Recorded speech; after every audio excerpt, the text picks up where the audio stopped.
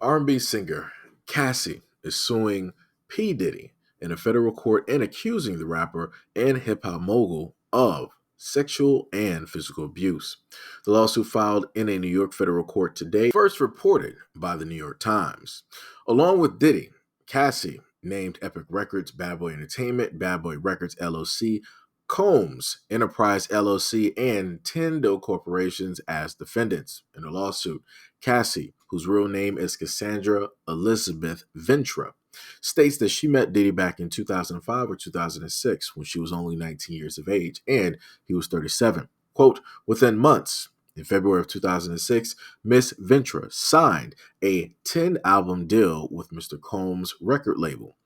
After signing her record deal, Cassie contends that she was quickly thrusted into the spotlight and was unfamiliar with how to navigate her new celebrity status, and that Mr. Combs' recognition and glorification of Miss Ventura's naivete proved to set the groundwork for his manipulative and coercive romantic and sexual relationship with Miss Ventura, a woman nearly 2 decades his junior. The lawsuit continues, quote, within a year of signing with Bad Boy Records, Mr. Combs became deeply entrenched in Miss Ventura's life, almost immediately asserting possession and control over her and inserting himself into all aspects of her career and her personal life. The lawsuit also claims that Diddy invited himself to Cassie's 21st birthday party and at an after party in a hotel suite that he pulled her into a bathroom and forcibly kissed her without consent. By 2010, the lawsuit claims that Diddy was financially responsible for Cassie's housing, transportation, vacations, designer clothing, and more. All aspects of Ms. Ventura's life were controlled by either Mr. Combs or his management companies. There are multiple allegations in the lawsuit claiming that Diddy provided Cassie with drugs. Regarding one instance in late 2007, the lawsuit claims that, quote, she felt like she could not refuse Mr. Combs urging her to take more drugs. Cassie's attorney claims in the lawsuit that Diddy was addicted to prescription painkillers and asserted that when Mr. Combs exhausted his supply of pills, he demanded that Miss Ventura procure prescriptions from the Miami doctor in her own name. Another claim in the lawsuit is that Diddy and Cassie's medical records forwarded to his email address, including an MRI she received due to memory loss. The memory loss, the lawsuit asserts, may have been from a result of extensive drug use or due to head injuries caused by Diddy.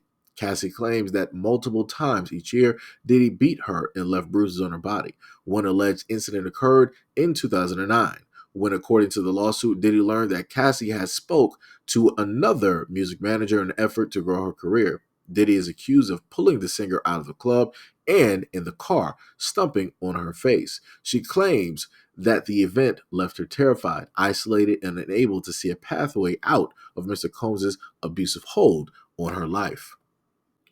Sex trafficking is among the allegations listed in the lawsuit, which refers to claims that Diddy directed Cassie to perform acts with sex workers at hotels around the country. Ms. Ventura was given ecstasy, cocaine, GHB, ketamine, marijuana, and alcohol in excessive amounts during these occasions, the lawsuit notes. She also accused him of filming these instances and occasionally of physically assaulting her. During a fallout with Combs in 2011, Cassie began a brief relationship with Kid Cudi. The lawsuit claims that in February 2012, Diddy told Cassie that he was going to blow up Kid Cudi's car. Cudi's car exploded in his driveway around that time. Through a spokesperson, Kid Cudi corroborates Cassie's account of the story, stating, quote, this is all true.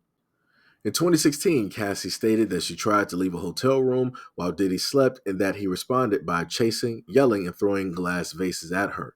She claims that she was later contacted by Bad Boy Management and Sony Music, who said that her single would be withheld if she didn't answer Diddy's calls. The lawsuit also outlines Cassie's claims that Diddy went after her in September of 2018.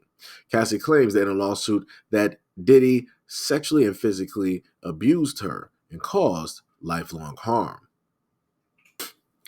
Now, let me tell you something. There are a lot of known knowns and there are a lot of unknown knowns. which basically means that there's a lot of stuff that goes on in the music entertainment industry that is out there in the open that a lot of people know of that are aware of these things. Case in point, just look at some of the things that 50 Cent has stated about Diddy. Just go listen to some of the jokes. Like I said before, everybody got jokes. But within jokes, there's a little bit of truth. So people should really pay attention and listen to a lot of those things. Allegedly, the other thing that I also want to state as well is that, again, in the music entertainment industry, there are a lot of people out there that have certain types of powers. They got certain types of pull because they've built a platform for themselves. They scraped and scrambled, right, and did what it is that they had to do in order to make sure that they were going to be at a spot where everybody was going to look at them, where everybody was going to come to them, where they were going to be the man to say yay or nay when it comes to something being okayed or something being destroyed.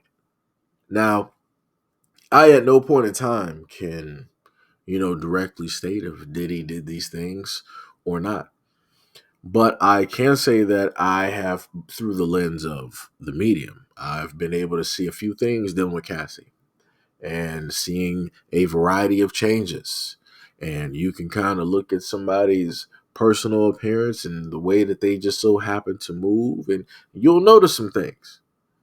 And this is pretty consistent when it deals with a lot of artists directly out there in the music and the entertainment industry. People are whole, right? WHOLE when they come directly into these entertainment industries. And the longer that they stay in there, it starts to get broken down into halves. And then the longer they still stay, there's pretty much nothing left. Only so few entertainers are able to actually escape unscathed. Only so few entertainers can actually escape and leave with just a little bit that they have left. All the rest are pretty much a shell of what it is that they used to be. So again, I cannot 100% state, without evidence that any of these things have happened. But I would tell people to pay very close attention to what it is that people state about the entertainment industry. Again, you'll have the few out there that will speak. You won't have the big names. You won't have the big celebrities happening to speak out or say any type of thing because people are scared. You have a lot of people in the entertainment industry that are, in a sense, the new Suge Knight. Way back in the 90s, if you were alive during that time, there was a guy by the name of Suge Knight who was the owner of Death Row Records. And through a lot of the inner workings and dealings and how it is that Suge Knight, moved, people feared Suge Knight. And I'm talking about literally feared. When his name was even uttered, it was like the boogeyman. Like people would get scared. Some of the hardest guys during that time would tuck their chain. They would be specifically scared of Suge Knight.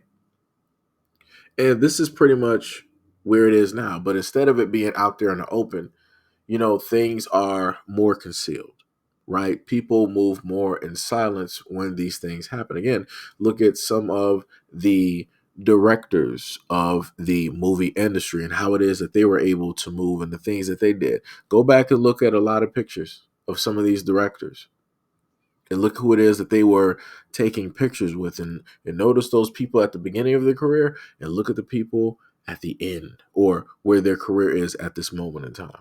Like I said, everybody knows everybody.